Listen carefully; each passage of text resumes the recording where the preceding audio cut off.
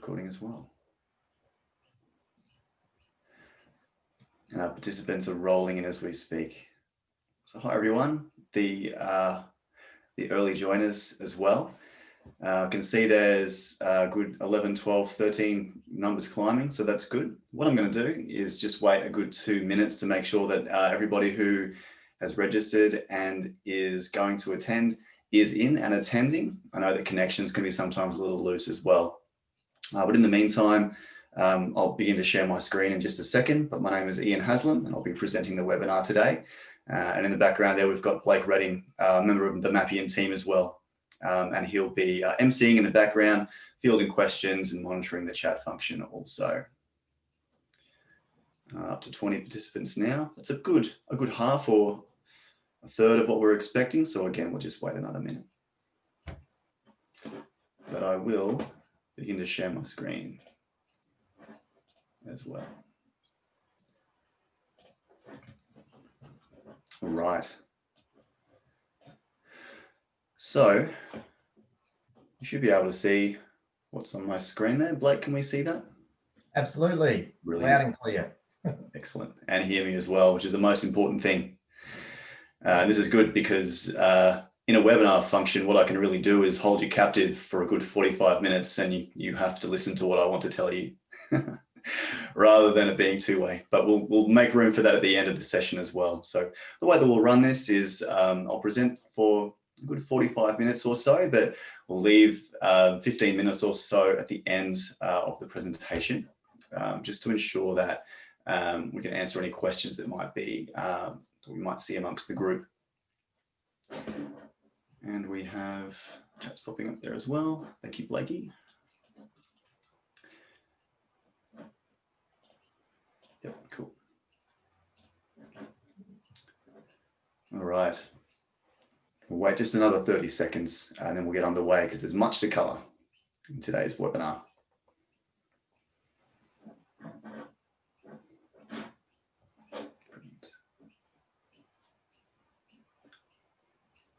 Wonderful. Well, I think what we'll do is begin to move into the webinar proper. And what I wanted to do was really highlight to start with the fact that this is the first of a couple of reach outs and webinars and blogs that we'll be presenting from Mapien. And really it's on the back of the release of our new psychometric assessment offering named the Mapien Radar. And I think one of the things that we want to do with this product is simplify the field of psychometric assessments for selection and for development as well, and make it a bit easier for our clients to be able to understand what they're looking at and to get the most amount of value out of them that they possibly can as well. It's really what we're trying to do is ease the entry into using psychometric assessments.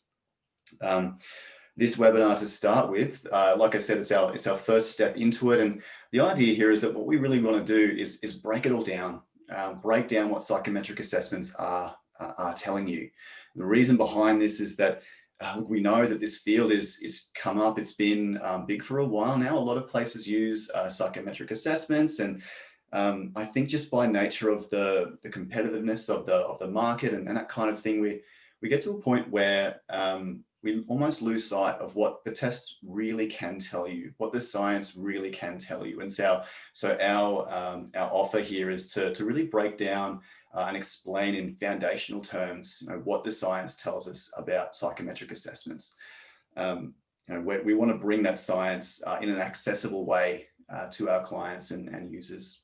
Because there are lots of providers. There are lots of providers for psychometric assessments, and there's lots of different things that people say they can measure. There might be a slight change in the names of that construct to make it a bit more unique and more uniquely placed in the market.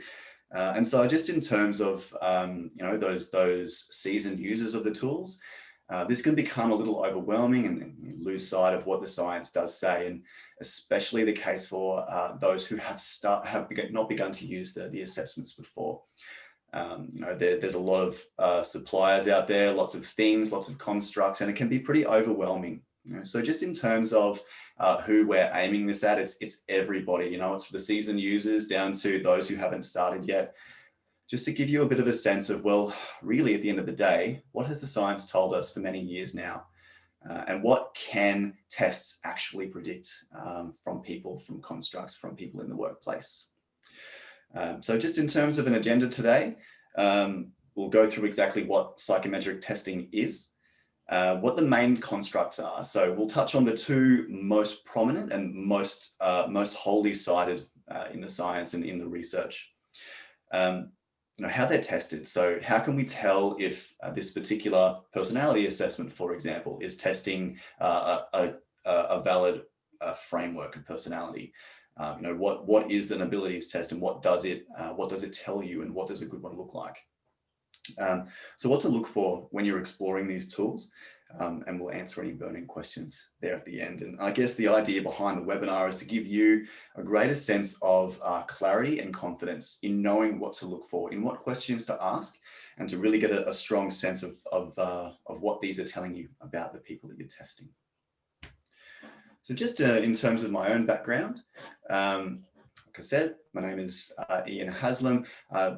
Dr. Ian Haslam, I'm often encouraged to call myself because I suppose that's what I am, but I'm a senior consultant here at Mapien, and I, among other things, lead the psychometric function. So I'm a registered psychologist, but also an endorsed organizational psychologist.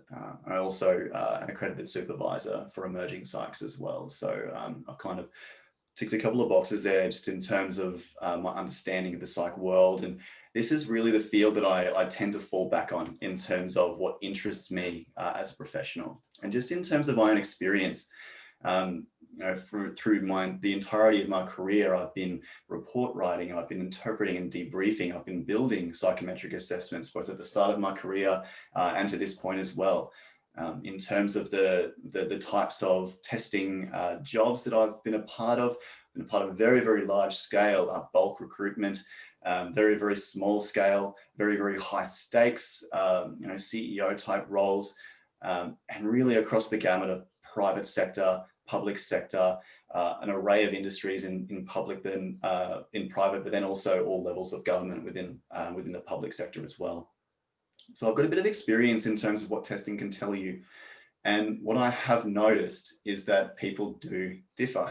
They obviously differ in huge ways. Otherwise, people like myself and Blake wouldn't have jobs.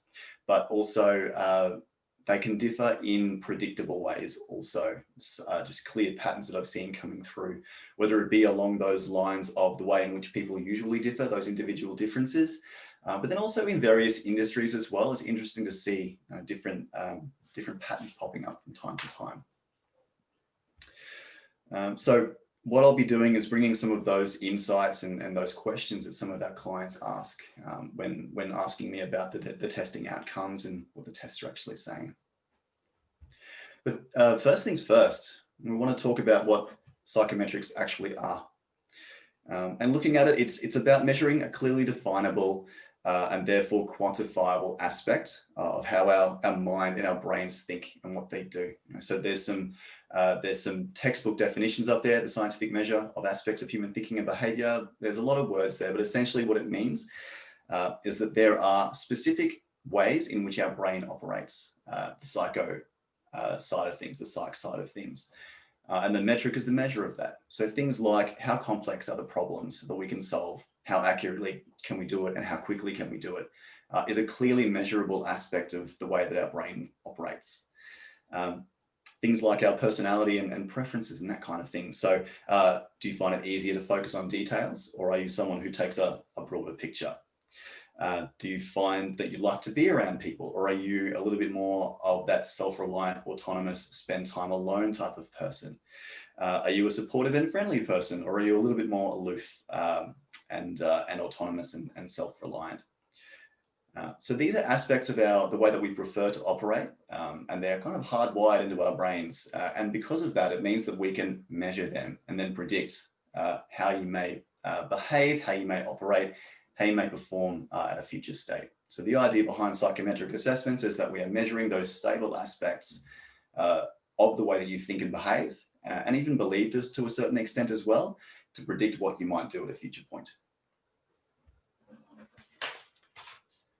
And the way they came about, there's been a lot of research for well over 100 years now. It started with in really simple ways, but and this is just a simple snapshot of the way in which we've been thinking about the research that backs up the way that we think and the way that we solve problems and the way that we prefer to act. And as you can kind of see here, it started early. It started in a very, I suppose, an emergent, explorative, simplistic way, but there's some really clear turning points as we go through our timeline.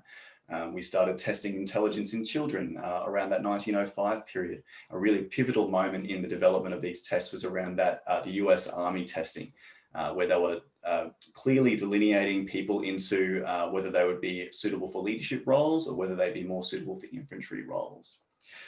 And this is just a small snapshot, as I've said, of probably the two most well-represented aspects of testing in the research and in the literature.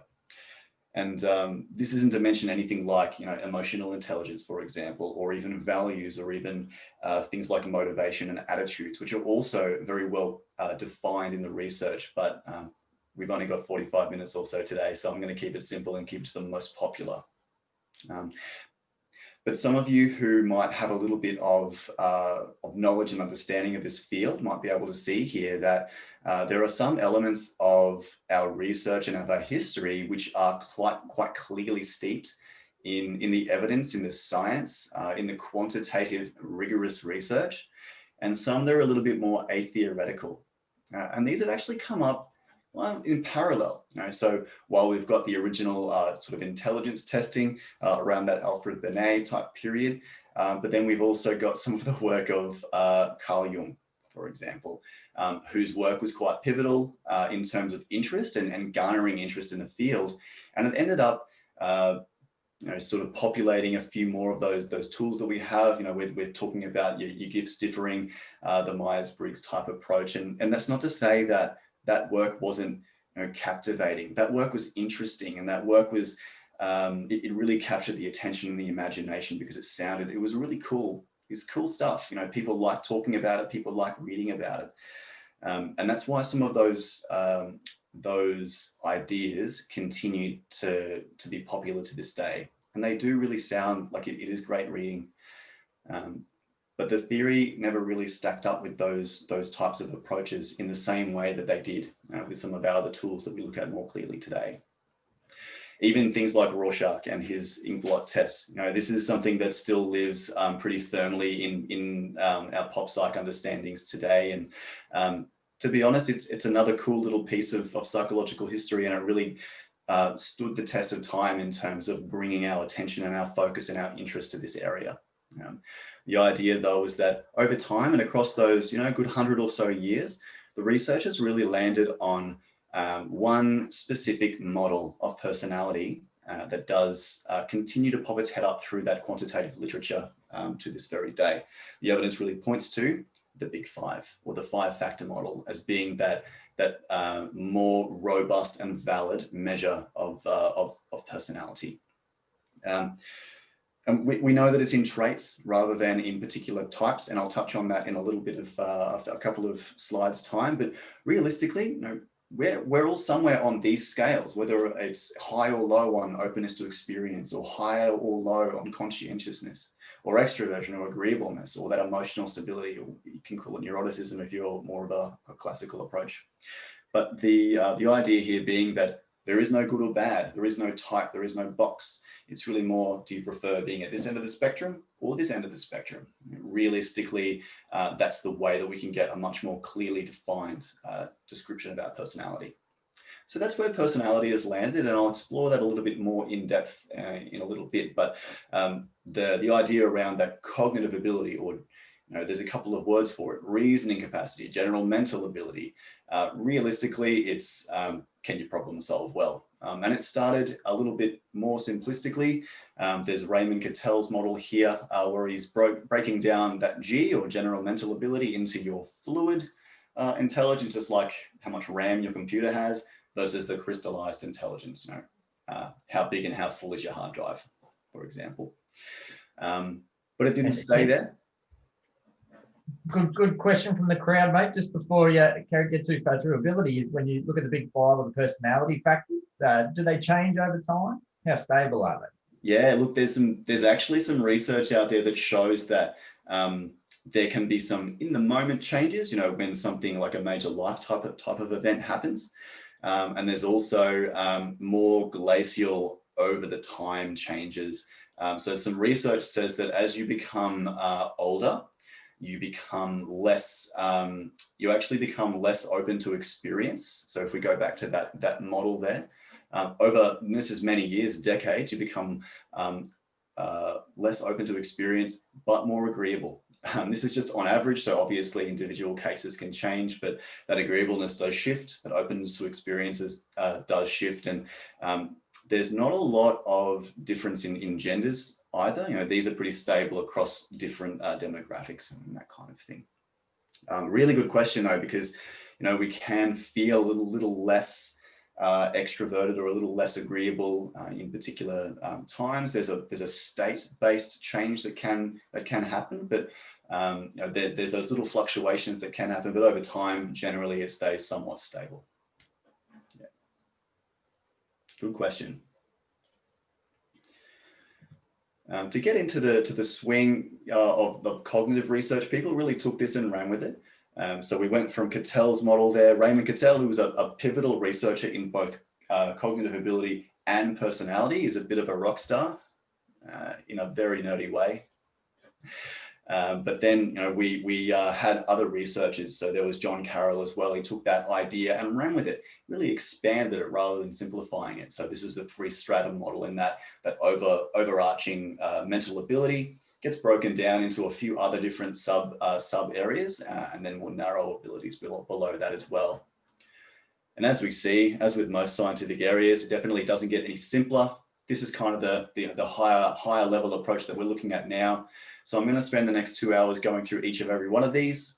Just joking. I'm going to leave that one there and move on very quickly, because this is very, very complex. The human brain is a complex beast. But at the end of the day, our job is to simplify this model and break it down and measure it in such a way that you get just the simplest understanding of how well people can problem solve. And at the end of the day, what we want to show you is what is their problem solving and intellectual horsepower. I use the metaphor of a car with a lot of my clients. I'll say, it's the size of the engine you were built with. Are you a Mustang, or are you that three-wheeled car from Mr. Bean that he keeps on knocking over? There's the spectrum there of ability to problem solve and to do it accurately and quickly. At the end of the day, that's what we're looking at. And Ian, probably seconding the question from personality, where I guess you're suggesting it's quite fixed. What's your sort of point of view on perhaps brain training apps and some of those activities one may take with the intent to build cognitive ability? Yeah, there has been a couple of schools of thought on that, and possibly some misinterpretations of the data as well, because while we are stuck with what we're given, you can utilize brain training apps, for example, to sharpen yourself up, to bring yourself up to what I suppose that potential that you have is. There's practice, and there's being able to train yourself to be able to problem solve accurately and as quickly as you have the capacity to. But you can't really become a genius by using brain training apps. If that makes sense, that kind of stretches the idea of neuroplasticity. So if you think about the idea that your brain can change and redevelop the way that it thinks and operates, beyond the time when it actually develops, you can't really become much better at problem solving, but your brain can find different ways of sparking and of linking different ideas and different neurons together to make things a little bit more efficient. Neuroplasticity as well is another way that our brain has very, very cleverly learned how to overcome things like trauma and things like physical trauma to the brain as well. Lesions, your brain can rewire itself to get itself back to how it used to operate. But I would be wary of a brain training app that says that it can turn you into a super genius. That's for sure. Thanks for that question. That's, again, another good one. And Ian, a good pregnant pause there. Do you see a difference between intelligence and thinking capacity?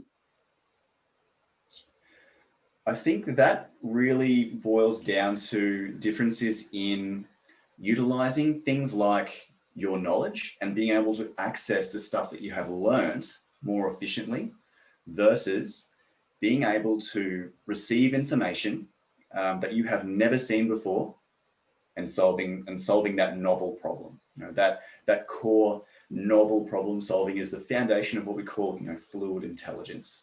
It's how high can you rev your engine, basically. And perhaps it is capacity has.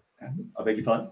Perhaps that definition where intelligence can be an umbrella. Yeah. For the different components. So exactly right. If we look back at that model, we can see that it does have that umbrella approach where we have that general intelligence, but that fluid intelligence is just a small subcomponent of that. But the most predictive of your ability to learn quickly, you know, to absorb that information or absorb new information and process it in some way. And I guess at the end of the day, the way that I describe this is that for our jobs, for what we do day to day, the thing we get paid to do is to come into our workplace and to solve problems. You know, the whole day, that's our job, is to solve problems in the workplace, whether it be a little interpersonal problem, whether it be operating a spreadsheet, whether it be constructing a new development program, whether it be thinking about which candidate is the most appropriate, you know, for this job. You know, so this is really what I think an important piece of that question is where sometimes the sense that it can be fixed, you know, can sort of, you know, undermine, I guess, some sentiments, whether it be coaching, you know, or where a candidate might be asking that question, can I improve? Is this the end? I think it provides that sort of pragmatic, well, if there's room for improvement, training, practice, commitment, you know, we'll find that marginal gain for you. Absolutely. Yeah. And that's not to say that, you know, somebody who has that lower level of general mental ability can't then improve. You know, everyone has that capacity too. It's really relying on things like your crystallized intelligence and like those different layers of thinking. So when it comes to coaching, a large part of coaching is to activate different pathways or different ways of thinking or different ways of looking at a problem in the workplace, and practicing that over time, strengthening that pathway. Yeah, absolutely.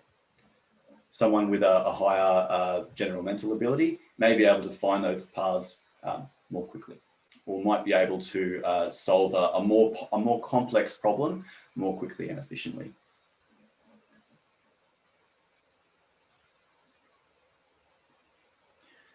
And that's really what general mental ability does predict. And personality can also predict a huge array of things. You know, when I'm debriefing a client or a candidate on what their psychometrics told them, I'll generally spend much longer debriefing personality because there are so many facets to it. And there are so many things that it can predict. You know, in the research, it does say that there is some really clear life outcomes that personality can predict with some level of accuracy. You know, things like your overall level of happiness and well-being. This is actually, it's kind of almost a controversial one. And I looked into this one quite deeply because I had read it around the place, and I realized, well, actually, you know what? There are some facets of personality that do more accurately predict. You know, are you more emotionally reactive, or are you more emotionally stable and resilient in the face of works and life stresses? Are you more enthusiastic, generally speaking, in terms of your extroverted approach, or are you more shy and retiring? You know? So those people who are a little bit more enthusiastic just by nature and a little bit less emotionally reactive do tend to have those longer term happiness and well-being outcomes. And by extension, those different choices that people make in terms of, you know, their personality and their preferences to undertake more risky behavior, for example, or less self-care behaviors, can actually predict mortality, early mortality, or higher rates of mortality with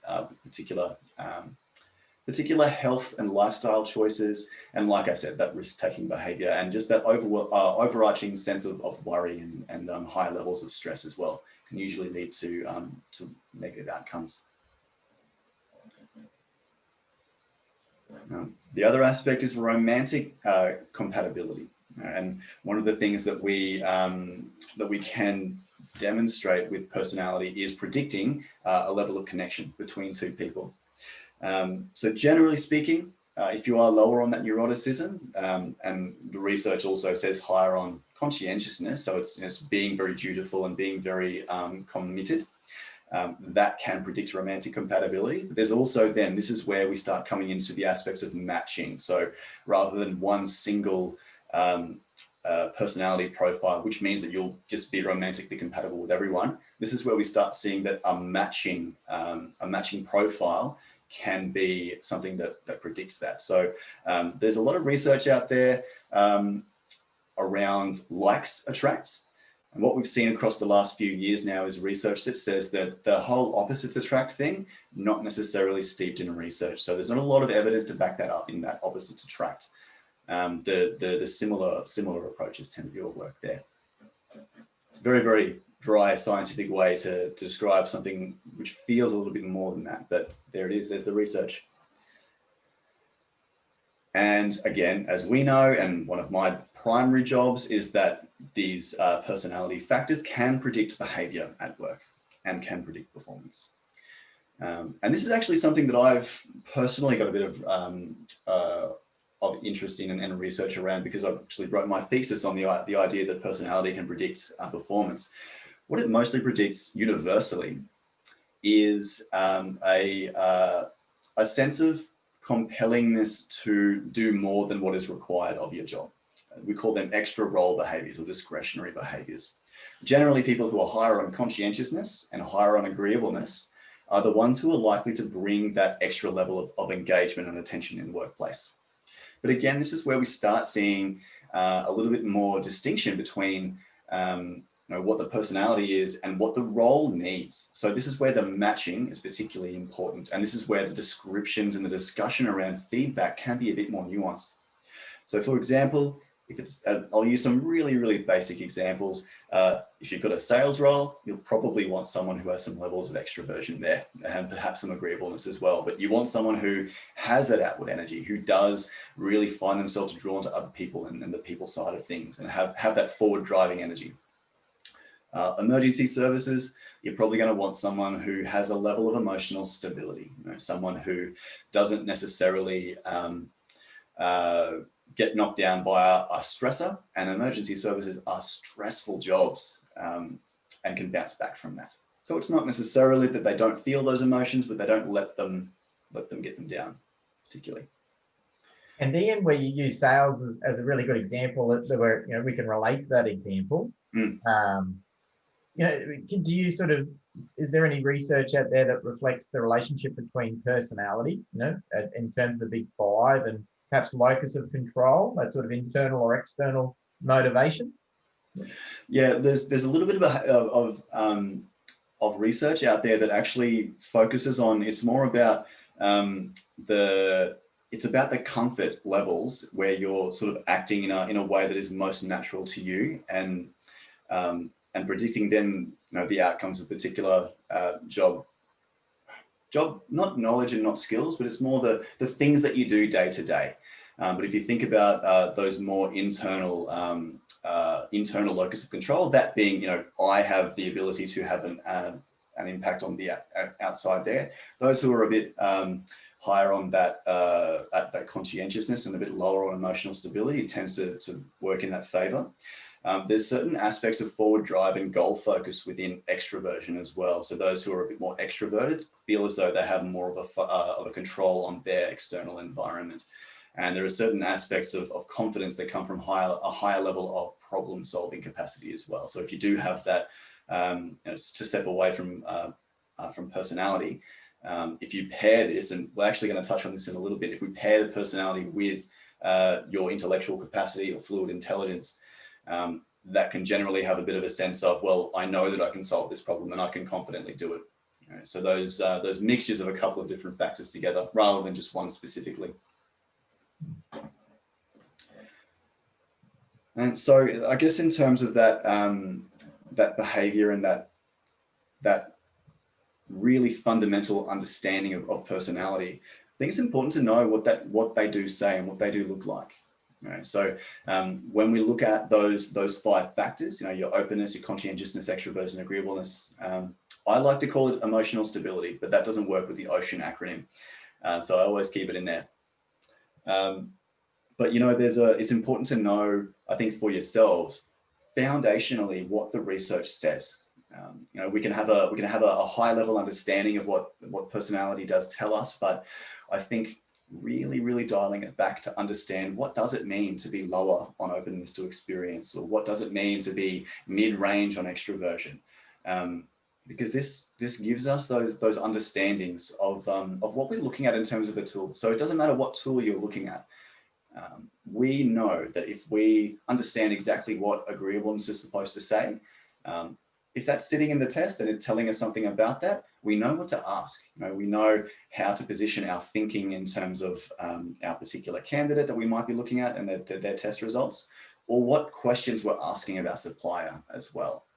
But if we know very deeply what these factors tell us, it arms us with more confidence, and it means that we're looking at this tool with a much more scientific eye. So I'm going to take some time to go through this model with you. I'll do it briefly, but it's more around sort of exploring what those questions are also that I tend to hear when it comes to different test scores that come out of this profile. The first one there is openness to experience.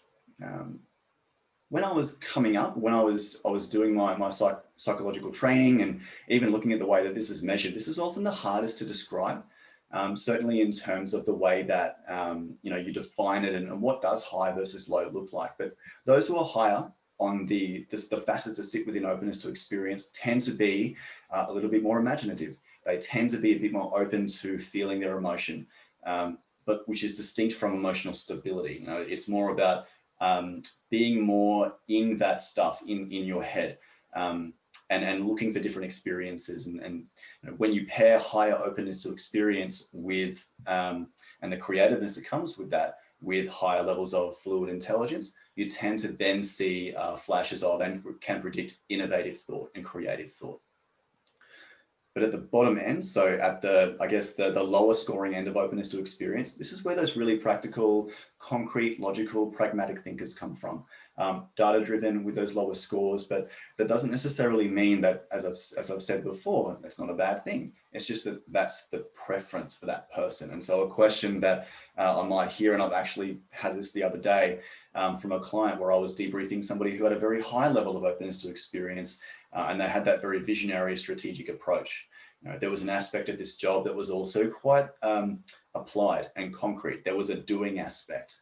And so the question was, can this person actually roll up the sleeves, get down into the weeds and do the thing? And so, when looking at a question like that, you kind of want to see, and you tend to see it around that middle management side of things as well. Can they take that higher level, broader strategic visionary view to understand where their work sits within the broader strategic drive, but also can they get down and do it? Can they roll up their sleeves? Can they do the thing? So that tends to be that openness to experience. And it also draws out things like change. Are they open to change? Are they likely to be knocked over by a sudden dramatic change in the way that the business operates, or a dramatic restructure, or something like that?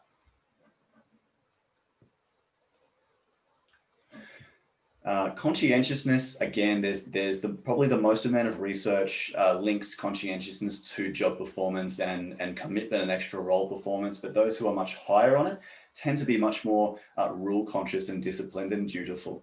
They're more careful. There's elements in there of detail orientation as well. So if you are highly conscientious, you tend to be much more pinpoint and meticulous, and prefer to look at the minutiae of a job or of a particular task. At the lower end of conscientiousness, you've got those people who are more expedient, more flexible, more spontaneous, but also with that comes a comfort with chaos and disorder. So if you've got a particular job which does require you to be able to be flexible, to jump around, to adapt to a different problem, or have a day that finishes very differently to how it started, that is really the realm of someone who is a bit more expedient and flexible and lower on conscientiousness. And so a question that I often get from clients around this facet, or the sub facets that sit within conscientiousness, is something like adherence to rules or procedures. It's whether or not somebody can flex away from being very, very overly procedure based to be a bit more flexible. Can they find different ways around different approaches or rules in order to get something done quickly? Or if they are, at that more flexible end of the spectrum, can they straighten the ship up and do the thing that needs doing in the right order in order to adhere to different compliance issues, for example?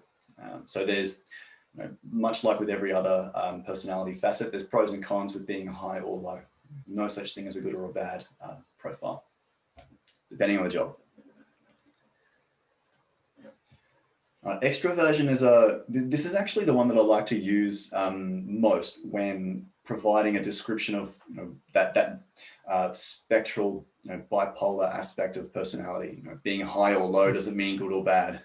And Ian, I'll just plant a seed for you, because the question will probably be a good one to start threading through with the Big Five wrap up. And it just relates to a question where we're really trying to focus on what tests actually measure. Yep. One of the decisions that has sort of come up is that sense of, is there research that you would sort of connect with those traits that are best fit for people to work from home? Oh, yes. That is one that I'll touch on a little bit, but we've been looking at this a little bit more recently. There's the work from home thing is so complex because it's not just the preferences. It's the is this job actually suitable for working from home? Are the tasks best done at home, or are they best done in the workplace? Where is the gear? What does the team distribution look like? But in terms of the personality side of things, those who are really quite high on the extroversion side of things, they get their energy from people. They might not necessarily need to talk to them or be friendly with them, but being around that buzz and being around other human bodies is one that people do tend to get that connection from. And I don't know if you've noticed, but the video meeting, video conference thing, it can work to a certain extent, but you do need a lot of it. Because it doesn't directly replace being around just an office full of people with that buzz and that activity and that energy that happens there.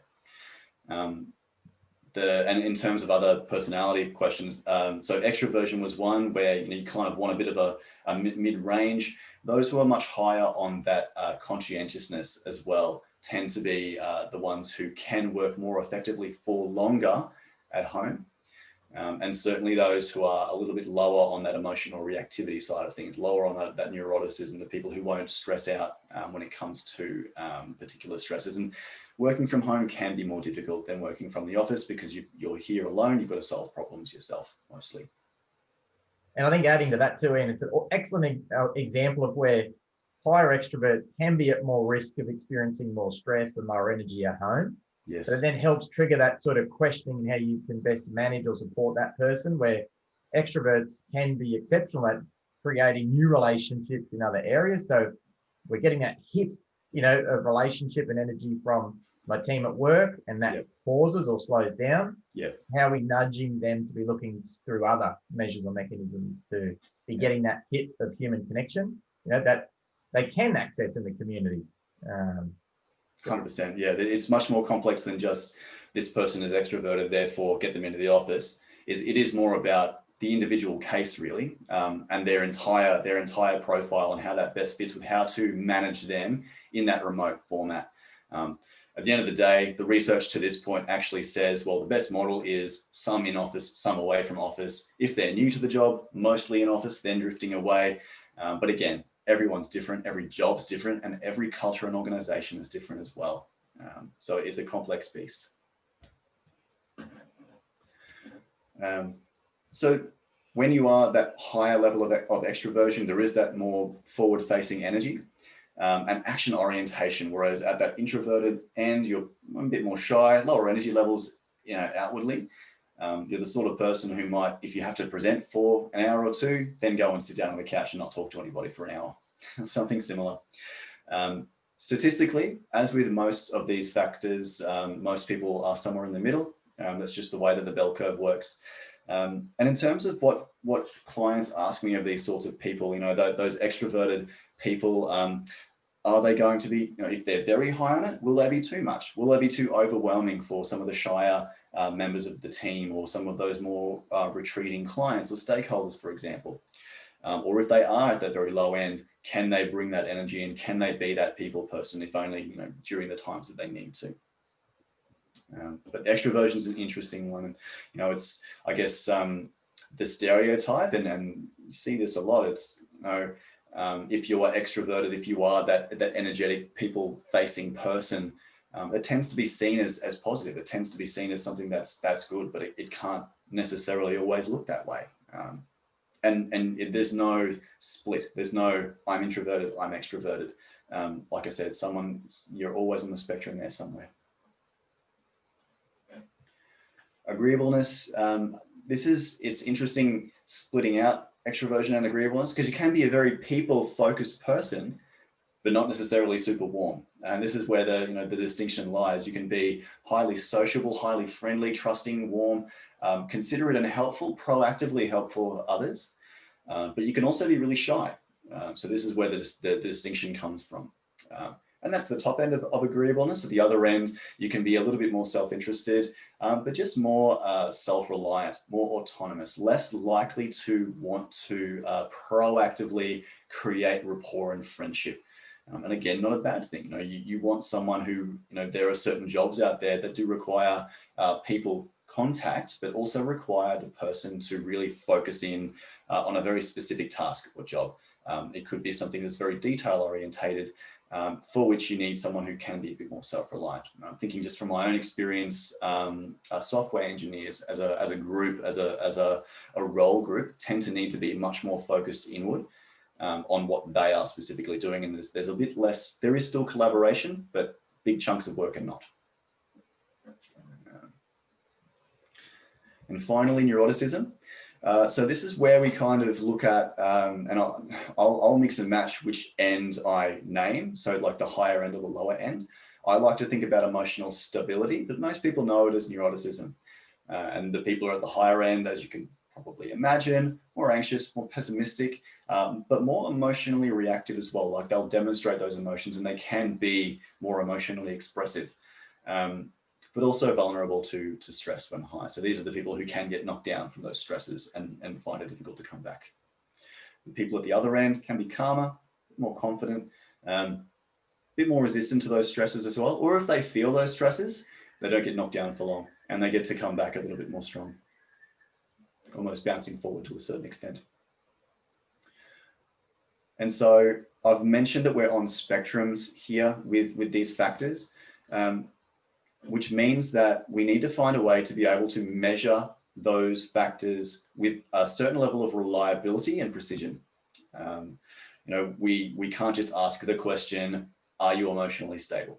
Because most people will just say yes. But if we're able to ask a number of different questions in a particular way that we're almost triangulating and finding different ways to have that candidate express their preference in this area, in different contexts, thinking about different times where they have maybe been a bit more resilient or a bit less resilient, that tends to be how we do it. So if anyone's sat a personality assessment before, you'll have seen, you're often asked the same question, just in slightly different ways.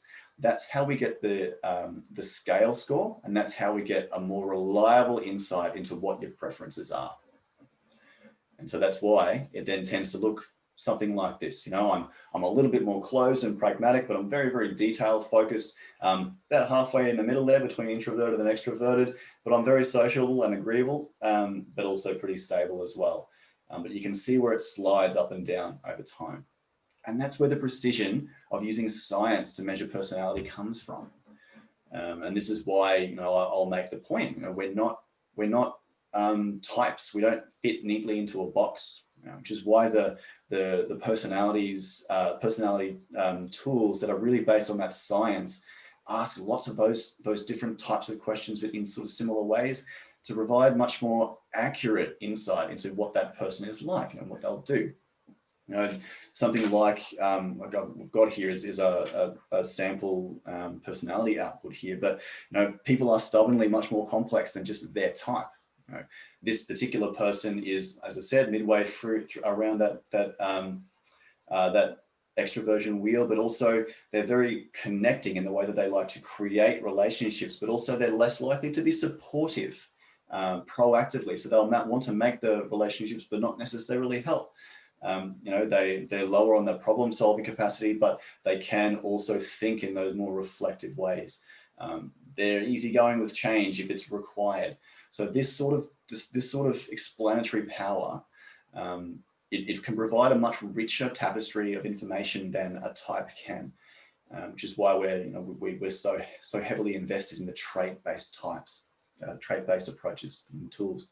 And Ian, where you do look to the instruments to provide that explanatory opportunity towards behaviour, what are your thoughts on the validity of self-assessment, you know, in that setting?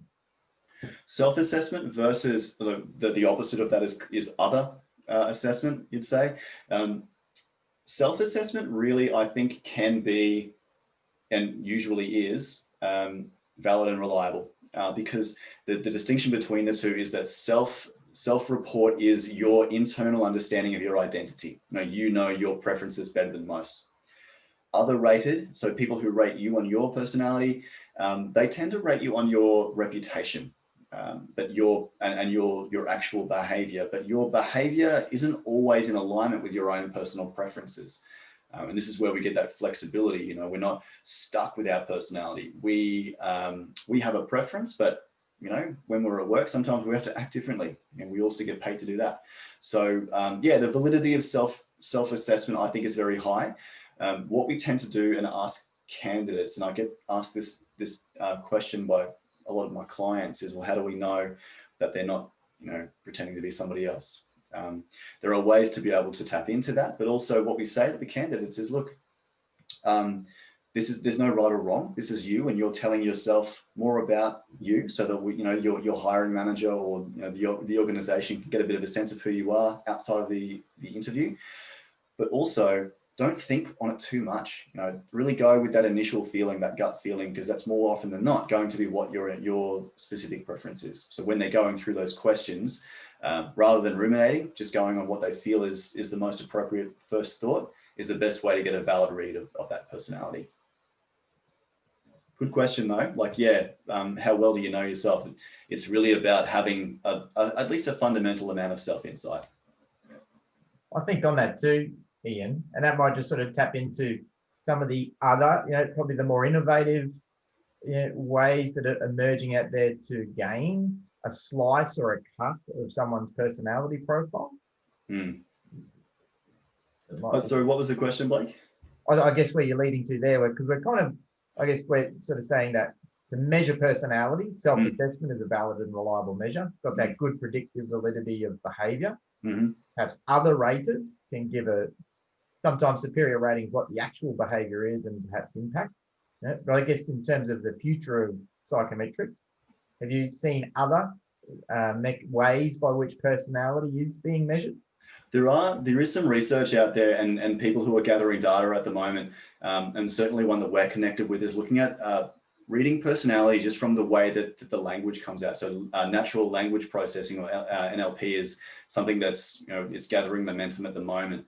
But watch this space on that side of things as well, because absolutely there's some key research and key data being gathered currently, just in the way that you express yourself, you know, the sorts of words, the frequency of words, the way in which you speak. Yeah, it's interesting seeing what's coming out there. You know, there's tools out there that don't even use words or language in terms of getting you to cite your preferences. One or two that's out there at the moment that I've seen recently, people who've developed them that I'm connected with and friendly with.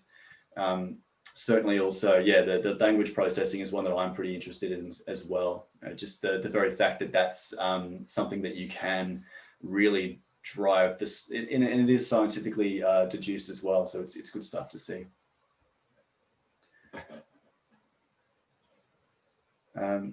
Just in terms of, again, that explanatory power, and I mentioned that link between what you're comfortable doing mostly and what the role requires you to do mostly. If you have a really solid understanding of the links between those personality factors and that job description. So I've got electrical engineer up here as an example, or general manager, very, very broadly speaking. If you understand the link there, you can get a fit. You can get a really strong fit between what someone likes doing and what they'll have to do. And the lower this fit score, that doesn't mean that they can't perform these behaviors, but it's going to be a mission for them to be able to bring that up and back that up day to day. So the more information like this that you have, the better, essentially. And when you have this level of detail and explanatory understanding, you even have the option of exploring some of those deficits that we see. If somebody needs to be particularly supportive, but actually they like being more self-reliant, you can ask the question. This is where you can now explore that, because as we know, your preference doesn't denote your behavior all of the time. You can flex, or you can adapt your behavior depending on what the job requires. If you're less proactively supportive, but you know that sometimes you have to be, share some examples perhaps of when you have had to, and how you recognize that and how it worked out, as we do with any interview. So with that personality, as I've said, we can predict so much. But when we stack that with general mental ability, reasoning abilities, it becomes even better. This is where we can start showing things like, as I've said, that innovative side of things. It's the idea that they can solve problems and they're detail orientated. This is where we can start seeing that gap between, it might even be a very creative role where they need to be quite innovative. I'm thinking like advertising or marketing, or you need someone who is overwhelmingly extroverted, but can also solve problems and overcome objections on the fly. This would be extroversion and fluid intelligence, general mental ability. And so we know that there's been years upon years, 100 years of research that says that, and then this is one of the most recent iterations of it, but there's some things that do not predict performance at all. Things like age, things like years of education, an unstructured interview to a certain extent, but we get to the point here where personality assessments can predict a lot, but then combining cognitive ability and personality assessments gives you incremental value. They're not overlapping each other. You're adding value when doing the same thing. And that mental ability, it's not, as I've said before, it's not that learnt behavior. It's not what you went to uni to learn or school to learn. It's not a learnt skill. It's not that overlearned skill of learning how to drive. It's your ability to learn that in the moment, on the fly, quickly. And as I've said, it's measured in a much more simplistic way, because we kind of tend to bring all of this together. We don't want to measure every single aspect of CHC or the CHC model here, general intelligence, because that would take forever. Our job is to make that simple.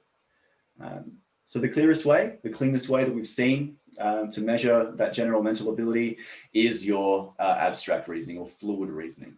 Those test questions that are the pictures you need to be able to solve, where this puzzle piece goes, or which one's the odd one out, or which picture is the next in the series. The idea is that it's a clean way into measuring fluid intelligence without any learnt knowledge. It's basically, here's stuff I've never seen before. I can solve it very quickly and accurately. But the research says that we need more than just one measure type in order to get I guess you'd say a reliable but a stable measure of cognitive ability. So most places, including us, will also use numerical reasoning. So the next in the series, or solve this basic arithmetic, or what is the next number in this particular series, and the other is verbal reasoning. The idea being that both verbal and numerical reasoning in some ways reflect and do mirror what we need to do in the workplace. So it's what we call face valid, while also still providing those alternate measures of general mental ability. And where this comes out is combining that power to be able to highlight and predict performance in some really unique roles. One that we have a bit of experience in is one that very, very unique role. So there's a role that sits at every port that you'll ever see, every freight port, are called marine pilots. And these people exist because, you know, freight ships come from all over the world. The captains of those ships don't necessarily know the nuances, the currents, the shallows, the particular docks at every port that they ever go to. So there's specialized marine pilots that station themselves at every port to be able to go up to these ships, to be able to talk to the captain, to explain where to go, provide directions, solve really complex problems like, you know, there's a storm coming, or there's a swell that's been coming this way, or is a boat unexpectedly coming this way. To be able to do such a job under pretty trying circumstances, say at 2:30 in the morning in the middle of a storm, to be able to solve those multifaceted complex problems all in the one go, and to be able to do so calmly, to be able to do so in a safety orientated way, to be assertive but not overwhelmingly dominant. These are all really specific attributes that a marine pilot needs to have. And so combining those two tests, just those two constructs, personality and fluid intelligence or general mental ability, they can really give you a clear sense of somebody's aptitude and likely ability. So pairing this with things like their technical prowess, which you can do through simulating, or their prior experience and being able to talk to them as well, all give multiple data points to be able to make the best decision. Because this is a high stakes role. And these people are in charge of millions of dollars worth of freight. If they get it wrong, that's a bad wrong. So this is where providing that extra level of predictive evidence really comes into play. And you can get an overall fit just for the reasonings and the needs of a marine pilot there as well. To wrap it up, I've gone through what a good valid test looks like, but you can kind of, you can boil it down to a couple of things that you really need to know and look for. Things like, are they valid? And so if a test is measuring something that exists and says it measures, that says it's valid. So is it actually measuring these facets of personality? Is it actually measuring problem solving in the way that I think that it should be? Is it doing it reliably? So generally, if it's reliable, as in it's consistently measuring the same thing again and again, it'll also be valid. We know that a test is valid and reliable if it is focusing on that specific factor or that specific construct in multiple ways again and again and again. The other one is the comparison group. So all tests do have that comparison group. A raw score from a test is meaningless. You really need to know what it looks like in context. Compared to who? That's why you'll see percentile scores. So with this information, it's statistical information and it's complex and it's IP as well. So it's unlikely that a supplier, including us, will just hand you the numbers, but they're likely to have them. They'll have those figures and they'll usually be able to describe them if you ask. And so if there's any doubt at all, if it looks a little bit funky, if it looks as though this test is trying to maybe do a bit too much or it's maybe a bit too simplistic, that's when you can ask, can I see the data? Yes, Blake. And while you're mentioning the standardized nature of the tests can be based on the comparison group, what about where you might say English is a second language? Yeah. How do you see that play out through? That is an interesting one because generally, if your understanding and your grasp of English is lower, you may tend to not perform as well as your more English speaking or stronger, more fluent English speaking counterparts. And so that's why you might want to know, who is in this comparison group, what demographics, do we have a portion in there who have English as a second language? Do you have any data that shows the difference between their scores and those who do have English as a first language? And that's a consideration for you in terms of administering a test as well. So if there's evidence that test will potentially pull out a lower score and you're comparing two candidates with different levels of English, that's one to consider because that is an uneven playing field. And there's consistencies and ethics in terms of the selection. So that's not to say it can't be done, but you really need to interpret that score with care. Yeah. in terms of the content, that's what we've got, and I've wrapped up, including those questions that came from the group at 12 o'clock. But we've got some time here, I think, to be able to ask some questions that might have popped up as well. Just get rid of the screen to simplify things a little bit. But Blakey, were there any other burning questions that popped up through that process? No, I was able to thread them through as we went. Brilliant. I think some of that key question is about the future, psych testing, which we covered, other ways to get the profile. And then also that fairness factor, absolutely critical. And also that aspect around, can people move the dial? Is it absolute? Does it pigeonhole? Does it create that, encourage that fixed mindset or enable growth? Some of the key aspects that we covered. The question. The other methods of testing is an interesting one. Like I know people that are looking at various different ways and have products out there, and they're all cool and interesting. If it's a valid test, it's a cool test, and I like it. And probably the Facebook test at this stage, with the Trump election coming and. I can't predict anything there. There's some much smarter people than me who have pulled together various bits of data from all different sources and are starting to pull some predictions together. I think the key thing about that, though, is that they are pulling all sorts of very disparate, sometimes very odd-looking data together, but it does paint a picture. And I think that lesson is really what we want to highlight and emphasize at the back end of this webinar, is that tests aren't the be all and end all. The idea here is that a part of a very valid and robust selection process is that we want someone who has provided a good CV. They've got good experience. They can interview in a way that you want them to. They can, now with testing, problem solve the way you want them to. They have the behavioral inclinations of someone who will be comfortable doing this job. They have the emotional intelligence to deal with stresses as they come up. Their values are strongly linked to the organization. They might then have the ability to demonstrate their work sample. So all of these things together, they all paint the picture, as opposed to just tests as being the silver bullet. They're never intended to be.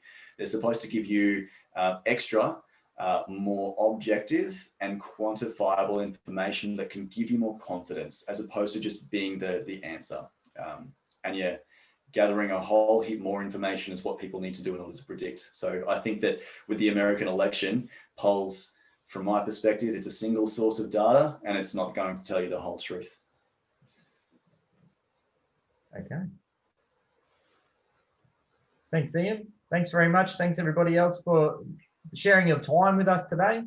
We'll send out this as a offer for a recording as well if you did want to access any further information. As you can see, Ian's quite the scientist and passionate psychometrician, so more questions the better, particularly that where we're seeing that sort of those questions coming out about working from home, the hybrid team management. We're able to see how psychometric testing can actually help improve that employment experience and manager capability as we move forward. So thanks everybody, keep in touch. Let's keep science driving decisions in a fair and equitable manner. Take care. And any final last words, Ian? Thanks for coming, everyone. I obviously like talking about that stuff, so I'm glad that I could hold you captive for an hour while I did so. Excellent. Take care. Thanks, John. Thanks, Tim. Thanks, Danielle, as well. All right. See you later, guys.